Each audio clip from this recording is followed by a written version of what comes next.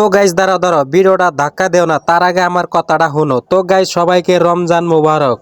তো গাইস এখন আহি মেন কথায়, তো আমরা গেতাছি বাজারে কামসা মাইরা, এখন বাজে বিকাল 4টা, তাই বাজারে রওনা দিলাম, দেখি বাজারে কি যা পাই। তো তোমরা ভিডিওটা দেখতে থাকো।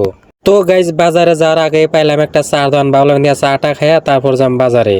আয়া দেখি গাইস দি বাজারে মাছের বাজার লাগে গেছে, বুঝছেন না? এত মাছ, তো কি নিমু না নেবো হেডে আমরা দুজনে মিলে ডিসকাস করতে যাও।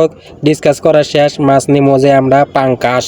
কাক করে গেলাম যে পাঙ্কাশ মাছ দুটা মাপো, কাকু দিয়ে পাল্লা ধরে উঠে আসতেছে না, বারবার খালি পিছলা খালি পরে গেছে। যাই হোক কাকু তো কষ্ট মষ্ট করে মা ফেটাই আঙ্গ দিল, নিয়ে আবার আমরা এলাম নাপিতের দোকানে চুল কাটবার নিগে।